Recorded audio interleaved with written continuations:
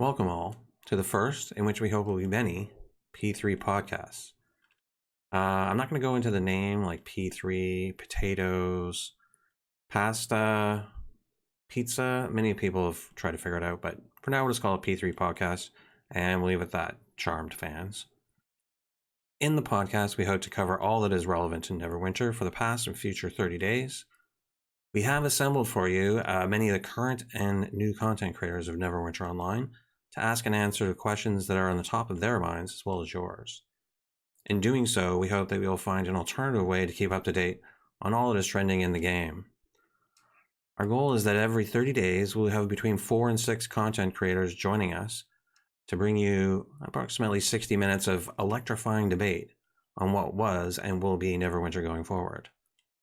Our first topic will be focused on the proposal, a written document provided by Cryptic for feedback, a result of both the CDP and the CDP summaries from the Neverwinter players and the development team. So over much of the past 30 days, a part of the community has been participating in the Collaborative Development Program, also referred to as CDP.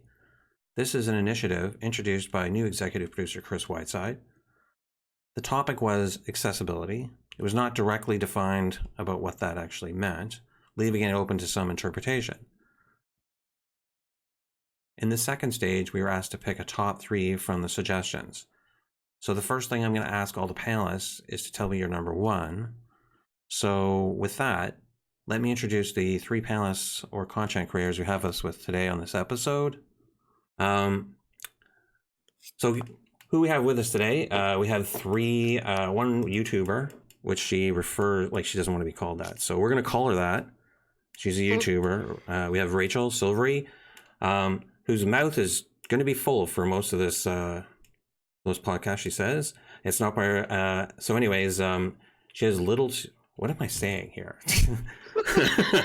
What are you saying? What am I saying? Like, it's like I'm looking. I'm going to go on a flow, and then I'm totally off topic. It's right. It's okay. This Silver is going to edit this out, right?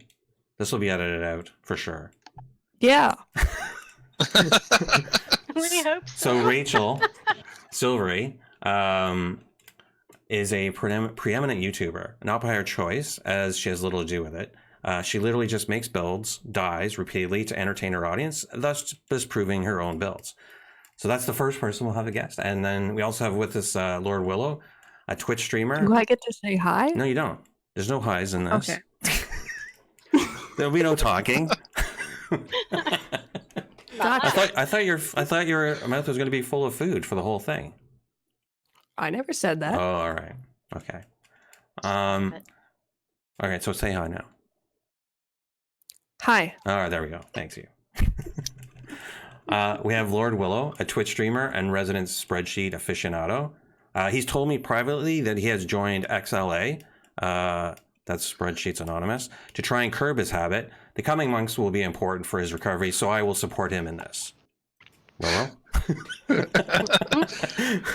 Yo, what's up? Right. And we had, last but not least, well, it actually is really least because really it's only a one-line introduction. It's Misfitmouse, noted cheese expert and spelling demon. Accurate. All right. True story. So let's start off with, we just went through this whole big schlamoggle for like a month. We thought it was going to be like 2 weeks. Ended up being like closer to 4 or 5. And we're just getting to the end of it now. The CDP, right? The first one about accessibility. And so one of the questions I wanted to ask each of you was, so I mean, we did some prep, but I don't know how much prep you guys do because I do none. But the first question is, out of all of the CDP stuff, what 2 things, you know, what was the number 1 thing that you saw? What was the number 1 thing that you thought that was, wow, that's nailed me. That's what I want. Rachel? Why do I gotta go first?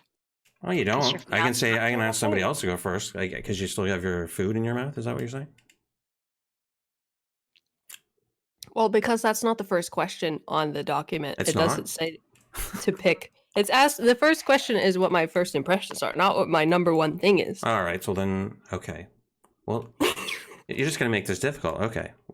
I'm not trying to make it difficult. This is not getting deleted from the podcast. I'm just telling you, this is not getting deleted. All right. I'm gonna delete it. Speaking the truth, come on. All right. So then, what was your first impressions, Rachel? I think it's a big undertaking that they're going to do, and I will be surprised if they manage to hit everything to the fullest potential throughout the entire year.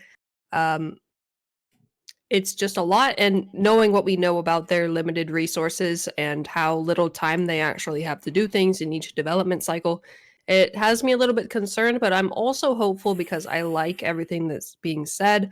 I like the different ideas that are listed, and I think that it touches on a lot of the different points that people are really concerned about. So I am cautiously hopeful. That's my first impression. Of what? Like, because I mean, overall of the CDP as a whole? The proposal. Just the proposal, okay. That's what we're talking about, right? No. The proposal was kind of like the middle ground, right? Like, you want to go past to present It says to future. But that's okay. I mean, that's fine. She didn't come prepared, is basically what she's saying. She only read, like, the page from today. That's what happened. Uh-huh. There's only one page. Oh, no, there's 14 pages. Oh, Christ, you want us to go over all of that? No, I don't want you to go all. I wanted 2 things from that. I wanted 2 things. But that's okay. What about... So let's go to Willow, because I know Willow knew what I was talking about. So what...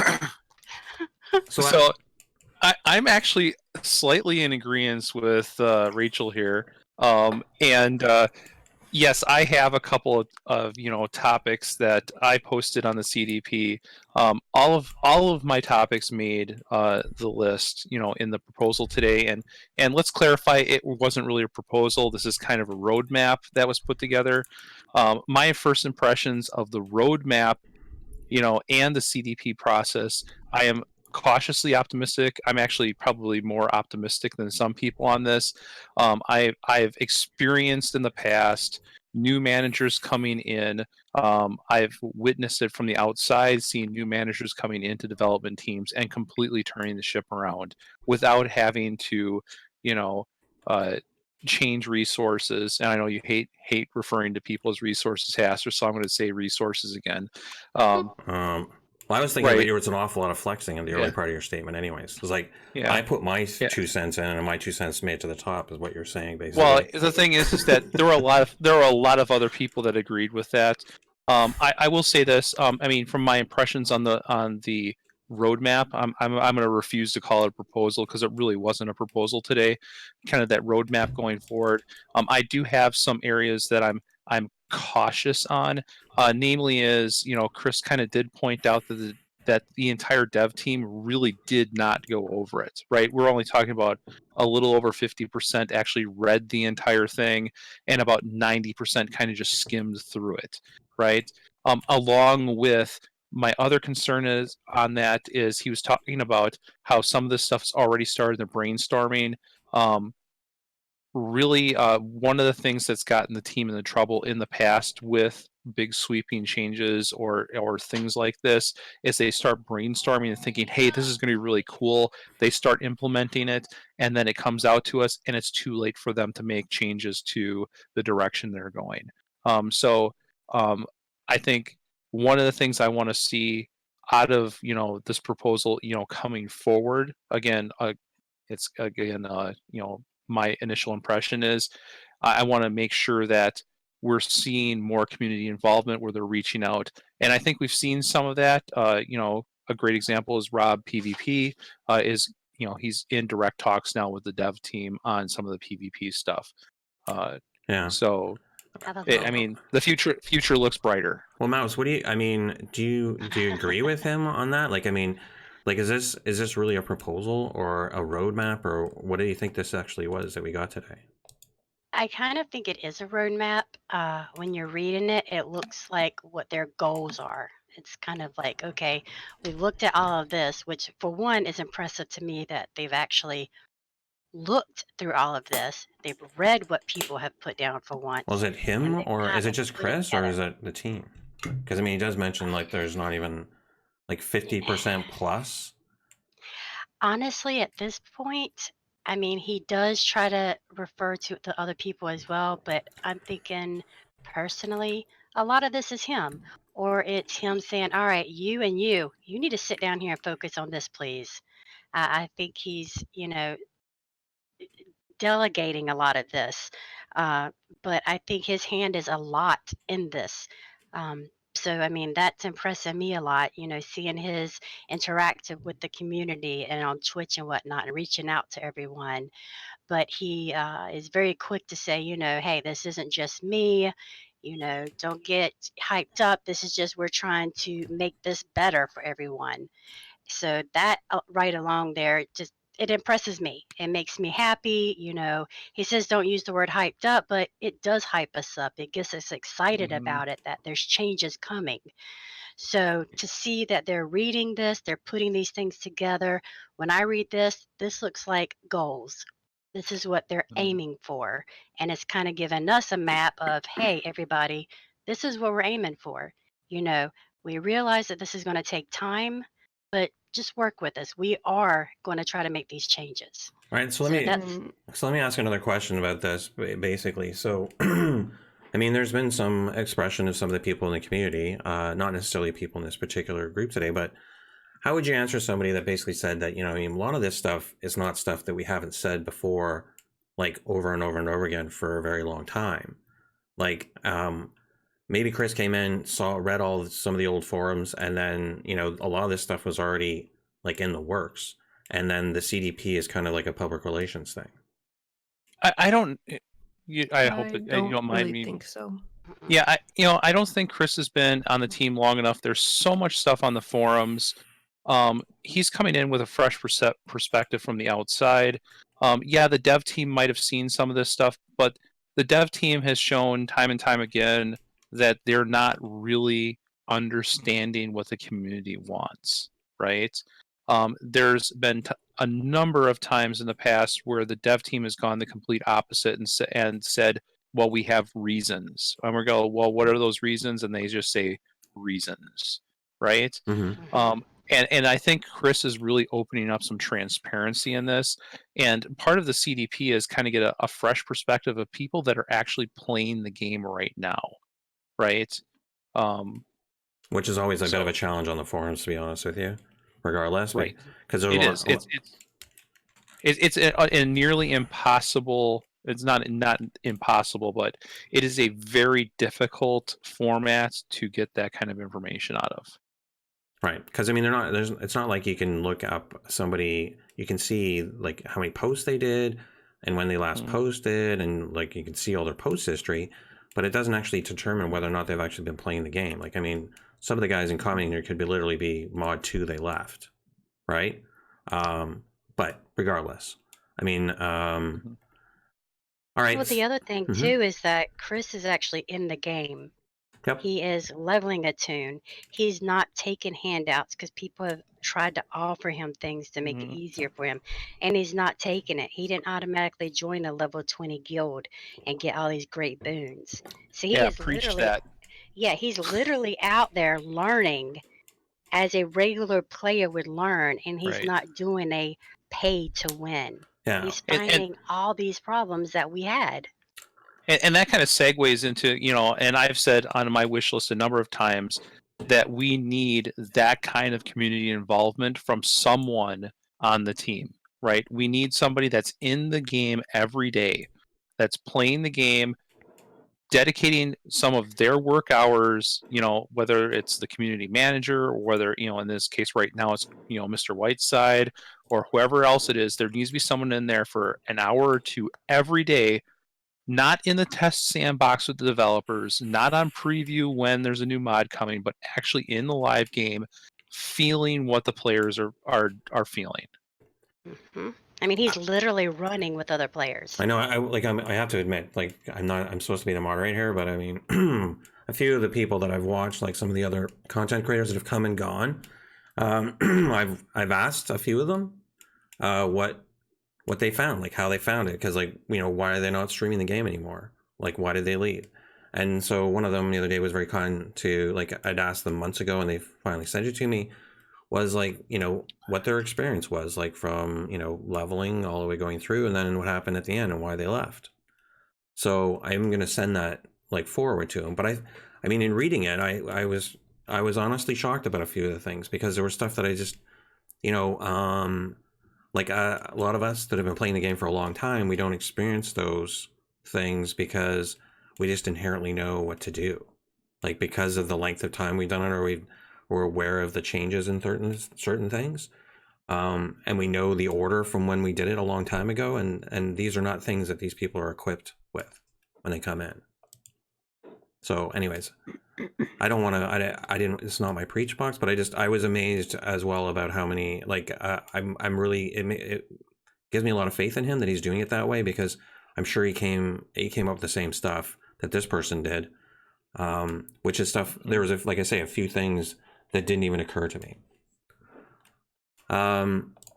Okay, so let's go on to the next thing. So we covered a little bit of the proposal. That's going forward. Obviously, the next CDP, we'll talk about it in a little bit, but let's go back to the bulk of it, like the specific things. Like Willow said that he was proud of the two things that he had were his two things, suggestions in there. Did you read any of that, Rachel? Or the summaries? Was there anything in particular that popped out in your eyes that was, the biggest thing, like the thing that you were most excited for your own self to happen?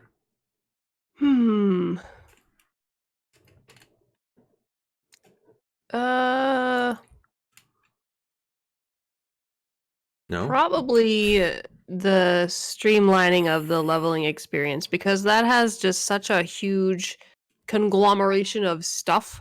Like there's a lot of stuff that players need to learn. We don't realize that because like you said, we've been here so long that we just know things. But there is actually a lot of stuff to learn about this game, and then it's not really taught in the game.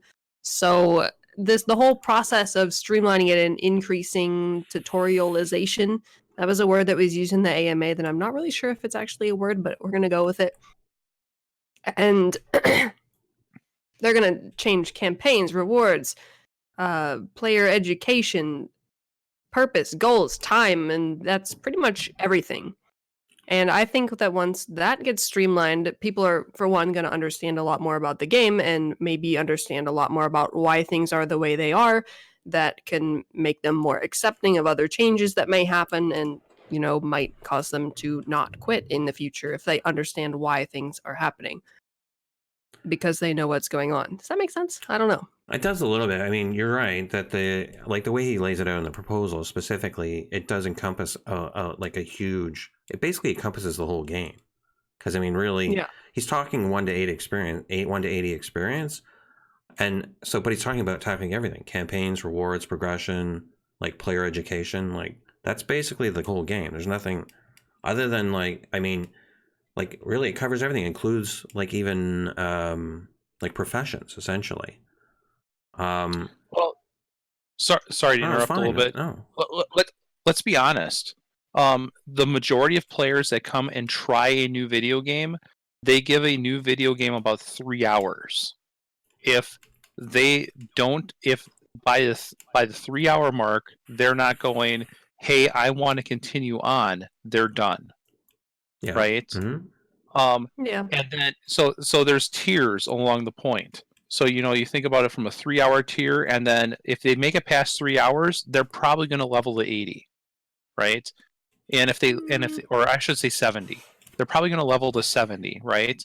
And if they make it to 70, they're at that point in time, they're going to reevaluate.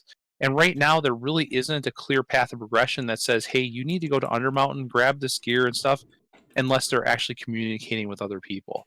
Yeah. The quests are there, but it's just such a flurry. You don't know what you should be doing next. You don't know that sometimes you can skip campaign zones. You don't know what order you need to go in. Any of that stuff there, and there's not tutorial. There's some tutorials built into the game, but they've been kind of watered down, with artifacts and enchanting and stuff like that. But they're really, the way they're made right now, they're kind of distractions, and they kind of take away from that process and kind of slow you down. And then once you get to 80, then it's like, gloves are off. Here you go. free for all. And you have no idea what you need to do now that you're level 80, right? So the people that I've seen come and then quit the game are generally, they're the 1 to 3 hour people. If they're not convinced that that it's worthwhile spending more time at 3 hours, they're out. And then there's the people that hit that level 70 mark and they go, hey, I'm not convinced that's worth my time, or I have no idea, or I just got stuck on something. I spent 10 minutes trying to figure it out. I don't know what I need to do. They're done, and they probably don't come back to the game. And the same thing happens at 80. So here's my core question then. So I mean, I agree that those are probably the two schools. But I mean, are we really gonna like model this game around like the 3 hour person, or are we gonna model this game around the person that takes it to 70? Because I mean, one of the issues that I personally saw and I was hoping was gonna happen was like it's too easy to level like in the under levels under 60. Like you don't really like you can burn through stuff in advance really fast on on 160, but you don't really learn a lot. Why can't we do both? Way too easy. It's way too easy. Why can't you do both? Why can't you ramp it up? You mean I mean lower the I'm saying lower the experience giving out, and at the same time lower the raise the information give out. So it takes a little bit longer, but then you're getting a lot more information in the time. Well, as long as we're not doing repeat quests. It's really right now. I leveled. I generally don't level new characters, but I did level a new character this last fall with the promotion, right? Just to get the extra bags and stuff. And I was finding that with some XP stones, I was skipping 3 zones at a time. Yep. Right. Yep. Just I would go in, do the first 3 quests in the zone, and then skip over the next 2 or 3 zones, do 2 or 3, and then continue on. And I was thinking to myself, even without these XP zones, it would be pretty easy for me to skip zones and just level to 80, right? Well, I don't know how different it is now, but I started to level a new character back when I was doing that stream thing. It was after mod 16, but I was not in a guild. I did not have any XP bonuses, no bonus items or anything like that. I was just doing complete, as if I was a brand new player. The only thing I had was VIP because VIP is across the account. But and I found the leveling experience to be pretty even. I wasn't ahead. I was actually behind because I didn't do the Acquisitions Incorporated quests, but I didn't feel like I was burning through things. I didn't feel like I was going too quickly. If anything, I felt like I was going too slowly. And that's why I think there's 2 sides to that. It kind of depends on how you're approaching leveling, because if you're going at it as a brand new player with nothing, it's going to be a completely different experience than if you're approaching it as an experienced player, in an endgame guild and has a lot of XP bonuses and stuff. And you're going to have 2 different perspectives depending on which approach that you take. Right. And and your stones as well, right? Like what stones are you wearing, or if you're wearing any, etc. Yeah. Well, and streamlining the 1 to 80 experience, part of that problem might be really we're talking about 2. I mean, granted, it's the same game, but we're really talking about 2 separate games. The 1 to 80 experience is a completely different game than the 80 plus experience. And that's why, and I agree, and that's where I wanted to eventually go with the question was. So in my mind, the 1 to 80 experience is one experience, but there should be a similar type experience. And just to quote him, not Mass Effect, going forward after 82, right? There should be some sort of story progression, dragging you either from campaign to campaign, or moving forward. Don't get me started on. I would love to have consequences to our dialogue decisions, Correct. Right? Yeah. But we've had that conversation many times. We've had that, and we've also I think one of the so in this person's letter, one of the things that they talked about was they really enjoyed the first part of the setup of the character and trying to create their character, but at the end of the day, they didn't understand why what the point was of picking a god or anything else out of a lot of the stuff that was there. There's not a lot other than the appearance, the roll. Remember, the roll was a thing. We used to try and roll the right numbers, and now the roll's preset. So there's a lot of stuff in that beginning thing that you just don't think wow, Well, Does it still not tell you what the ability scores do in the character creation? Because I know that was a problem before. Like, it didn't tell you that strength increased physical damage, so you either had to look it up or just go on blindly and then realize later on, oh, I picked the wrong ability scores at the beginning. Now I have to go back no, and change it if I want to be most effective. well, the point is that the ability, like, so you're if I remember correctly, like, so you start off with a pre-roll based on your class selection, but and still in the character creation, it still gives you the attribute roll. It gives you the attribute roll before you choose your class. So when I did it this fall after the the pre-roll, Rachel, it was no, it still did not give. So if Haster, for example, if let's say you're running in there with a Dragonborn, and so you get 2 stats, you can put +2/2, right? Right. You pick that before the class. Yeah. And then you're stuck with it. Yeah. So it doesn't. You're right. Yeah. That's wrong. Yeah. But yeah, you know there's what you're getting into. Right. I mean, but again, we all know that like it does make, like, in a Dragonborn's case, it might make a little bit more difference than most of the other classes. Because we also know that the way the attributes like are structured, the numbers, like, for the things, are not even really, they don't really serve any purpose. Like, they're not in the right spots for even the classes that you're rolling for, right? Am I right? Yeah. So, but yeah, that's definitely on that journey. I also think they need to work on when they can communicate. I know they were trying to prevent the gold spammers and all that, but you've got people that come to our streams, for example, and they're interested in the game. They ask questions and they say, you know what? I'm going to give this game a try. You tell them when you get on, look up such and such or ask about such and such, but they can't even speak. They can't ask for nothing. That was mentioned somewhere. So, I mean, to me, that's actually in the roadmap. Yeah. Yeah. It's in the roadmap that they're going to go and look at that, about how they do it. There has and one of the ways they can solve for that is keep the restraints in there as is, but create a sponsor system, right? And so now, if one of those people becomes a gold seller, well, then the person that sponsored them suffers consequences. But how do they get sponsored would be the question. Well, so what they would do is kind of use like the referral link.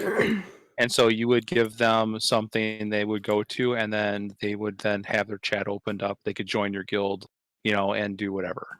So then if the person that uses that becomes a gold spammer, then the person who gave them the link would get some sort of punishment? I mean, that's one way to, I don't know if that's... Yeah, I don't like that, because I just don't know what people are going to do, Yeah. I just automatically give mine so people can get, I thought you were going to suggest just go by talking more like, friend. Yeah.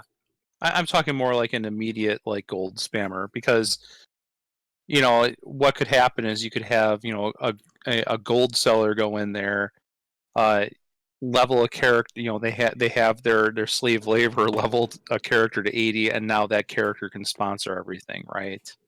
Oh, okay. That's the flip side to that, right?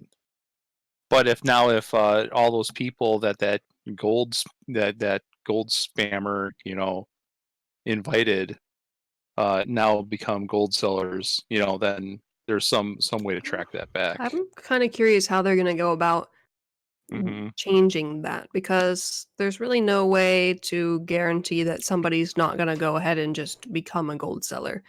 Yeah. So, well, here's the question: I mean, like, do those things actually, have they made a difference? Like, the thing is that I haven't, like, cleared off. I know that somebody cleared off their whole, like, ban list, like, off their private thing, and then is it better now?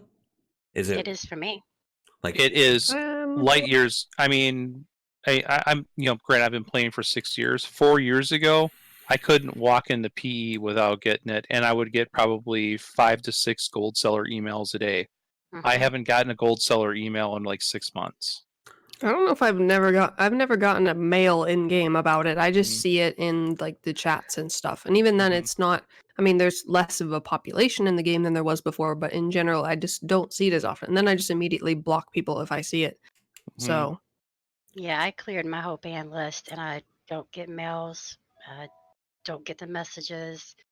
So then whatever they that. did, we can't argue that it worked. It solved it solved the problem for that particular thing. But at the same point, it created a barrier for new people to come in, right?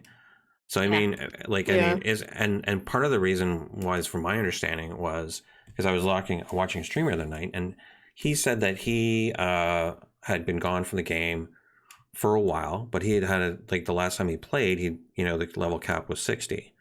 And so when he came back, he couldn't talk to anybody, he couldn't go on the age, couldn't do anything.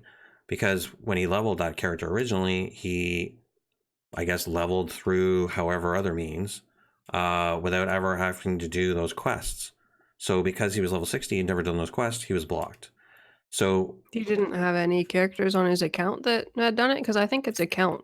Because yeah, I've had characters that I leveled. He might have leveled. He might have leveled through PvP. Might have leveled through PvP. Yeah. And so what he ended up doing was just leveling a new character, like from scratch. And then once he did that, he naturally did the quests. But I can understand also what Willow's saying is that, if I was level, like, I mean, it's not the same, but if I was a new person, got into a guild, and then managed to level, there's a good chance that I might have skipped like the quests because I might have leveled past the area. So I mean, there is something you said for both. I mean, maybe there's a better way of doing it, is I guess all I'm saying, right? Like, it's obviously effective, but maybe there's a better way of, like, if you haven't completed them, is there a way of doing like a CAPTCHA or something else that would actually open up the things for them? I don't know. But obviously that'll come up in a CDP in a future one. So speaking of like future CDPs, so the next one, like we talked about, is going to be rewards. And, Willow wasted no time in posting like on the board about what his particular thing was on that. And, so let's just pick apart his thing for the time being. Like, I'm assuming you both read it, or all of you read it. And so do you think that that's a necessary thing, for us to have access to be able to, address like the topic, progression and rewards? I think so, because if we don't know what we're dealing with, we can't properly suggest things to fix it. But I mean, is it like? Right. So, but I mean, is it necessary for us to know? Like, I can agree, it's necessary for maybe to know the total number of loot tables, but is it necessary for us to know what's in those loot tables? I think so, because a lot of us have anecdotal evidence of what's on the loot tables. We don't know what's fully on the loot tables, from Lair of Lost Moth to, Tower of the Mad Mage. We have an idea of what's on there. Like, just last week, I remember in Alliance chat, someone's like, I didn't realize Coal Wards were on this loot table for this dungeon. Yeah, they're on a couple of dungeons' loot tables. But as evident, we don't know what's actually on the loot tables for every dungeon. And I think that's something that we would want long term, is what's on the loot tables for each dungeon. But then we can start talking about, is this the correct loot table for this level of difficulty for the content? What could be changed, right? Knowing that we've got a fresh level 80 can get into this dungeon. What's the appropriate loot table? Let's talk about what the appropriate loot table is, as a community, right? And then let's talk to the devs and say, why do you think this is, appropriate or not appropriate, right? But if we're approaching rewards and we're in the blind, right now we're approaching rewards and we're relatively in the blind with just anecdotal. We don't have any hard data. Without that hard data, we really can't make a solid decision. Well, I know in talking to you in the past too, I mean, you're a proponent that you should be able to know, like, even if you don't know the odds of something dropping, that it should, that basically everyone should know what the reward, what the loot table is for that particular content you're doing, right? Right. And I'm definitely not suggesting that they necessarily, publish the odds of the drops in the loot table, but at least publish the loot table, right? Right. Yeah. I mean, I think that's I think that's a reasonable request. I think that would be the simplest thing. What if they came back and said, we'd love to give you the loot tables, but we have like 1,000 loot tables? Then publish a spreadsheet with 1,000 loot tables, and I'll pour over it. You know me, Haster. Yeah. I am at heart. I work, in IT, and I work with a data analyst team, and I do a lot of data analytics myself. I do a lot of data analytics in this game. I mean, like, who else do you know that tracked every single reward for every single Demogorgon run they've ever done, right? I was more concerned about your house. I was more concerned about your house plans on a previous stream, but yes. But I mean, what about you, Silver? Do you think, like, if they had like 1,000 loot tables, what do you think should be attacked first? Like, I mean, should we be like, because I mean, at that point, if it's that huge, I don't know how there could be 1,000 if there's only like, I don't know how many pieces of queued content there is. We'll say like 30. That's a guess. So if there really shouldn't be 1,000. If there's 1,000, then I think there's a problem. okay. So let's say then, but I mean, the reason why I bring that up about a number is if you think about it, there's chests for every dungeon. There's 2 chests for many dungeons, right? They're not necessarily operating on the same loot tables. Then you have like campaign zones, and then you have like skirmishes and then dungeons, and each of them have like their own loot tables, I'm thinking. So even if you look at the fact that there's probably maybe let's say 22 like active instanced like queuable stuff, and then you have 2 chests, that's 60, right? And then you have like the campaign zones with maybe other chests. 22 times 2 is 22 to 44. Yeah, whatever. I thought I was the one that's not supposed to be able to do math. Well, no, I was doing it. Well, I was just trying to see if you're awake. No, you're right. That's right. So 22 dungeons, right? So 44 chests. So yeah. Mm-hmm. So what All right, we'll say there's 60 then. Okay.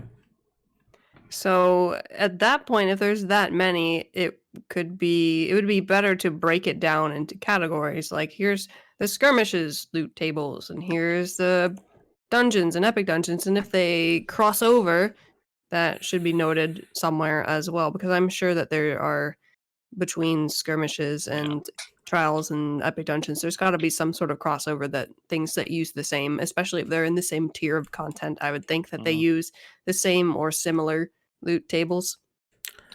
Yeah, so my impression, again, anecdotally, is there appear to be certain dungeons that will only drop certain things, but there's definitely in certain tiers that they drop all the same loot table. So they may have like the same loot table, except for this dungeon can also drop this 1 or 2 other items. Right. And even if they give it to us that way and say Lost Moth can drop this and this, and then here's a loot table for epic dungeons, and here's a loot table addition for this dungeon. If they gave it to us that way, even that's information that we don't have right now, other than through experience. Exactly, because it wasn't until recently that I learned one of the dungeons drops that pirate hat, and I was like, "What? I've been wanting one of those. All right, time to run this." So if we had that information available to us, I would know, okay, well, this is the dungeon I need to do this for. So that's something that some stuff is in collections, like that pirate hat is in collections, but there's a bunch of other stuff that's not. And so that's the question. Like, I mean, there is a battle, obviously, like keeping up like with collections, and they said that there's a battle that they're not going to win, because there's so much stuff that they do put in, and like from old, even the new dungeon, they've included some very old transmutes like as drops in the final dungeon.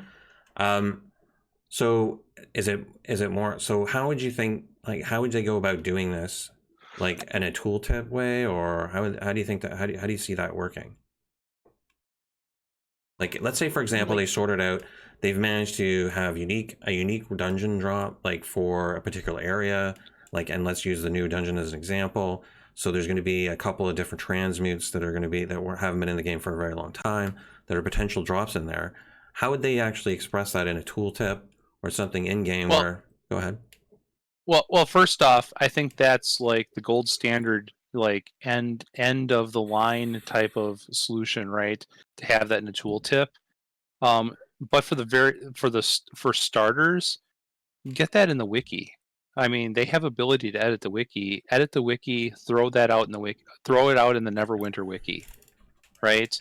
And then, um, you know, it's harder to add tooltips in game and do edits.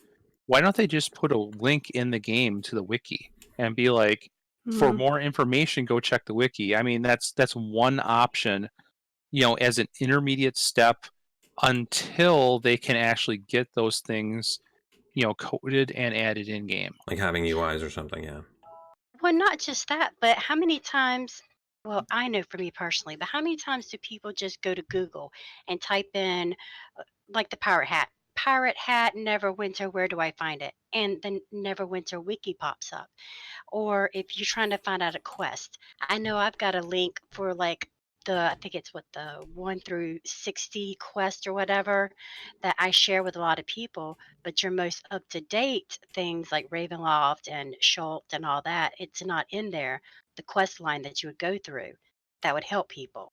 All that stuff, like Willow's saying, that stuff needs to be updated. I don't know who does that, if it's directly related to The Neverwinter or wiki what, but is completely separate from Cryptic and just anyone who actually works there because the wiki is player edited. It's peer edited. Anyone can go in and edit anything.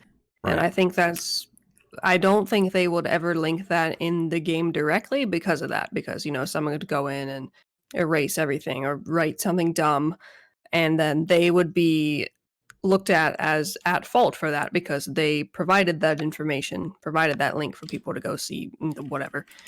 Hmm. But I don't know where I was going with that. Well, I think what you're saying is that you're concerned that the wiki may not be the answer, even though it sounds like a simple solution, right? Because Yes. they don't have any ownership over the wiki. Yeah, and anyone can go change anything. And the wiki itself, there's the people who updated it before either don't do it anymore or don't play anymore or just don't pay attention to new stuff anymore. And there's not really that many people left who actually edit it too. So Yeah, The thing is that they have a website. They could very easily throw a wiki, UI on the domain. That's not a lot of development. It's almost no development effort. They throw a couple people that are responsible for editing it. They close down the edit so it's not a community edit, and now they have something that they can link in. That again, it's something where they can throw more verbose information on. So I'm not necessarily saying that it has to be the Neverwinter wiki, but it could definitely be a link that we could have in game that we could pull up something on a website. I mean, honestly, like thinking about it, like long term, you would want to get down to something like, say, maybe like 5 different basic tiers of like loot tables, and then unique drops within, like, depending on the dungeon or whatever the content is, like, and so essentially you could have, so everyone knows that you run this dungeon, it's this chest, which then means, like, on this forum that it's this loot table that you're working from, and then then they could add whatever the 5 or 6 items that may be unique to that particular chest, like because of the area it's in, right, as a list. Hold on. There is, I go to Neverwinter, the ARC site. Under PC, there is a wiki thing, and you click on it. Heads up, you're leaving ARC Games. And it actually takes you directly to the Neverwinter wiki. Right. So, is this the same one that we're talking about? It is. Yes. Yeah. So they're already linking themselves, yeah? They are. I guess they are. Well, that's a question, yeah. I guess, maybe to go in, like, to be discussed with the next thing about where they're posting the information. If they are open to linking to it, it would make it far easier. But it would be open to misinformation based on, people editing that. Or is there a way that they could take it over and privatize it? Generally, wikis like Wikipedia and stuff are not based on that. It's basically people going in and editing people can change it, but they usually have to post like a reference, or other people have to Yeah, confirm. yeah, it depends on how it's being moderated. I'm not sure how the Gamepedia Neverwinter wiki is being moderated, but there's a couple of different models with Wikipedia. I'm not going to get into it now too heavily, but essentially you can set it up so it's basically free form, where you go and make a change, and then it gets flagged that a moderator sees that, hey, you made a change, and they can go back in and go, hey, this is not factual, and then reverse it. Or you could make a change and it actually doesn't go into effect until a moderator approves it. So there's a couple of different ways wikis can work. So remember, Wikipedia is just one example, whereas it depends on how they implement the wiki. Okay. Okay, so let's just sort of wrap it up. Wrap it up? I guess, is there anyone that has anything else that they don't get a chance to say before we sort of like end the first of what we hope is many podcasts? I know one thing that I'm happy to see that I read in there also is them trying to work with people with disabilities, and that they Mhm. link the able gamers, because one thing I'm curious to see if they're going to be able to work with is folks with color blindness. I think they've already actually tried to address some of that, like by accident, I think, in the past. Right? Like, so the most glaring example to me of that is the potion thing in the Tomb of the Nine Gods, where Mhm. it's an animal shape and a color, right? Right. Now, people that aren't colorblind yell out the color, like pretty much predominantly. But if the person doesn't understand, they say I'm colorblind, then the people have the option, then they can type in what animal they are, and so the Right. person can identify it. So to me, that was like something that was obviously very forward thinking and encompassed that. But I mean, you know, and the varying difference, like, but the issue has always been, I guess, like the red area on the floor, right? Like the Yeah. danger zone. Um, Yeah. and prior to mod 15, it didn't really matter very much. But it's much more important now. Hmm. I Um, think they could add like a texture to it, like a colorblind mode where you enable it instead of it just being a color, make it have like some sort of texture overlay on the ground so that you can see the difference between the terrain and the danger zone so that you know to get out of it. That's just an idea that just popped into my head. I don't know how viable it actually is. I'm not colorblind. I don't know anyone that's colorblind as far as I know. So I don't really have any experience with that, but yeah. I mean, there are people that I play with that are colorblind, but somehow or another they manage to work their way through most of it. Willow? Yeah, so kind of off the color blindness. So I do have a couple of guild mates that are colorblind. So that's actually, that's a good call out, Mouse. One of the other things, I guess again, kind of reiterate my takeaway from the CDP and from the roadmap that was introduced. I'm super optimistic about the future of the game. Even if 10% of what they're proposing gets pulled off, we're going to end up with a better game. That being said, I think it's on us as a community to hold the development team and Mr. Whiteside to accountability, and expect the transparency that's promised, right? And Mhm. not just transparency in what the future plans are, but transparency in things that are happening before mod drops. We understand that there's legal reasons why they can't talk about certain, like new classes or what the next mod is and stuff like that.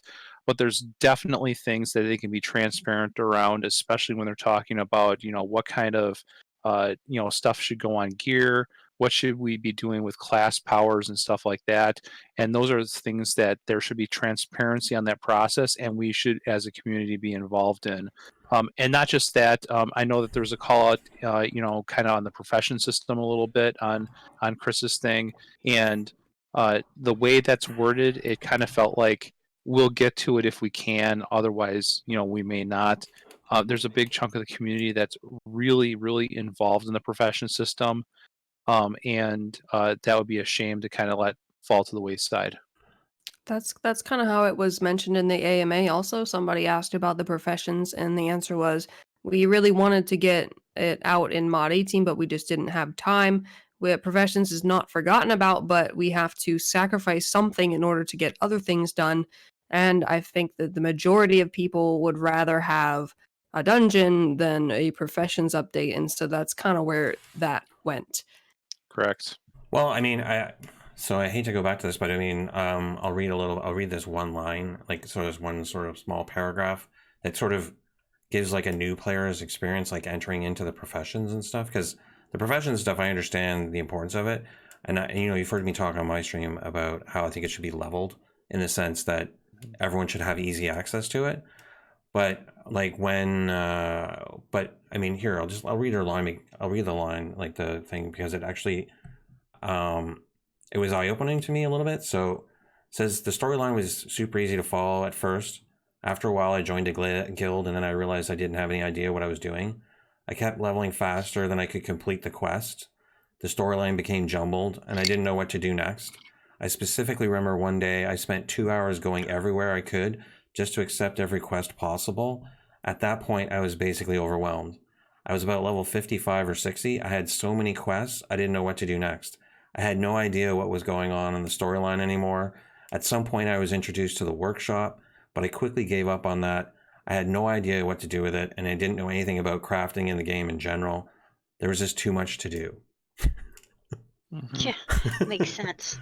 I believe it. Because I remember that happened to me. Even after knowing what needs to be done, having multiple tunes in the game, coming in here, creating another tune, and even after they took some of the quests out in the different areas, when you're leveling that fast, you've got quests everywhere. And when you turn 60, oh my God, boom, even more. You turn 80, boom, even more. Yeah, and It's so overwhelming. I mean, it's possible. Like, I mean, it would seem possible that you would include something, like, and that's the question is like, is opening I mean, professions, like, really the starting point is a question, right? Like, where, like, should it be started at level 60? Should it be started at level 80? Should it be started earlier in the game so you sort of grow into it? Like, Professions can it be wrapped up? Can it be wrapped up into the storyline? I mean, what is it seems like a separate system, right? Which is kind of why, like, I'm assuming that he's sort of pushing it, like, to the outside, is because, like, it doesn't really incorporate in any of the other stuff. Like, just, like, it doesn't, like, when you look at streamlining and talk about streamlining, it doesn't really fit into, like, in its current state, it doesn't fit into any of those categories, right? Yeah, it doesn't fit into the game. Right? It's like it is an end game process, right? Like, well, let's be honest. Professions is a lot like PvP, right? It's tied in closely to the rest of the game, but it's also not at all. Right. Yeah. And so it's fair that he sort of puts it at the end, like, as with the PvP discussions, essentially, right? It's a fair assessment, because it doesn't necessarily fit into the normal progression or the storyline, like, of the thing. And I don't mean to be mean, but it's probably, it's like, until it becomes like an integral part of your development, like, with the community, it should be there where it's at right now. And it's okay. Anyways, I think that was pretty good. I want to thank everyone for taking part today, and hopefully we'll get together. I guess that the next one would probably be after the next CDP. Like, so after the rewards is done, we'll probably get together. Some of you can come back, or if you want to come back, and we'll also look to sort of add some more, like, content creators from Neverwinter to the panel, so we can get a little bit more of a broader sense of the thing. I'm glad that, Rachel, you joined us today. Thank you for coming, so we can get the YouTube people in here. She's not a YouTuber, by the way. You're talking about me like I'm some separate species. You are, yeah. I'm pretty sure I'm a human. I mean, I don't know. You're a tuber. You have to have like a certain kind of protective skin when you YouTube. I mean, yes, but also no. Okay. Well, I can't wait to see what you do with this when you edit it all together. And thank you, Haster, for hosting and moderating. Yeah, I hope I did okay. Thank you for using your vocal cords excessively in this get together. We always appreciate that. Okay. Well, no slurping. Yeah, I was gonna say I don't have any bits for you right now. I apologize. All right. Well, I just appreciate it. Thank you to Mouse and thank you to Willow, which I talk to every day. But thank you both for coming. And I guess we'll see you all in 30 to 45 days for the next one. We should all say okay, bye. Okay, bye. Okay, bye. Okay. Okay, bye. Bye. Okay, bye.